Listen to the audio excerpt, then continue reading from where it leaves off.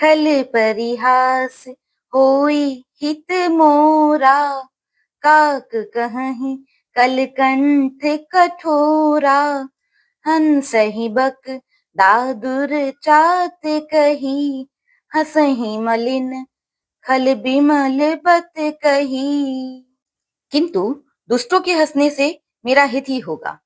मधुर कंठ वाली कोयल को कौवे तो कठोरी कहा करते हैं, जैसे बगुले हंस को और मेढक पपीहे को हंसते हैं, वैसे ही मलिन मन वाले दुष्ट निर्मल वाणी को हंसते हैं। कबित रसिक ना राम पद नेहु, तिन कह सुखद हास रस एहु।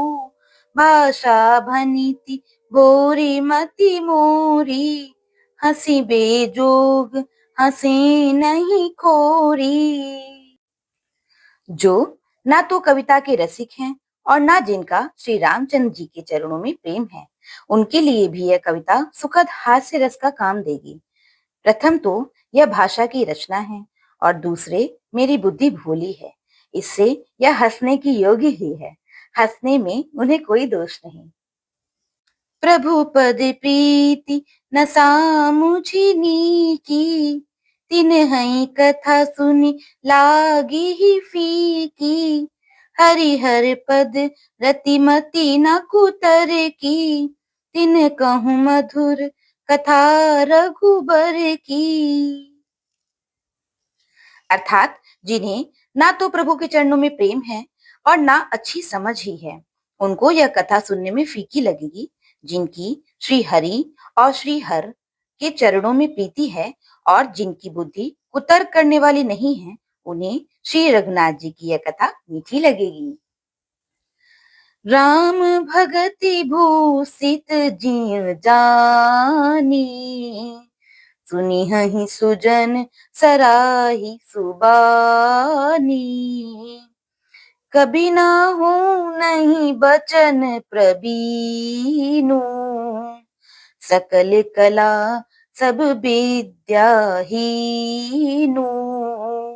सज्जनगण इस कथा को अपने जी में श्री राम जी की भक्ति से भूषित जानकर सुंदर वाणी से सराहना करते हुए सुनेंगे। मैं ना तो कवि हूँ, ना वाक्य रचना में ही कुशल हूँ। मैं तो सब कलाओं और सब विद्याओं से रहित हूँ। आखर अर्थ अलंकृति नाना, छंद प्रबंध अनेक विधाना। भाव भेद रस भेद अपारा, कबित दोष गुण विविध प्रकारा। अर्थात नाना प्रकार के अक्षर, अर्थ और अलंकार, अनेक प्रकार की छंद रचना, भावों और रसों के अपार भेद और कविता के भांति भांति के गुण दोष होते हैं। कबित विवेक एक नहीं मोरे, सत्य कहूँ लिखी कागद कोरे। इसमें से काव्य संबंधी एक भी बात का ज्ञान मुझ में नहीं है। यह मैं कोरे कागज पर लिखकर सत्य सत्य कहता हूँ। भनिति मोरी सब गुण रहित, विश्व विदित गुण एक। सो विचारी सुनिहि सुमति, जिनके विमल विवेक। अर्थात मेरी रचना सब गुणों से रहित है, इसमें बस जगत प्रसिद्ध एक गुण है। उसे विचार कर अच्छी बुद्धि वाले पुरुष जिनके निर्मल ज्ञान है, इसको सुनेंगे। बोलो सियावर रामचंद्र जी की जय।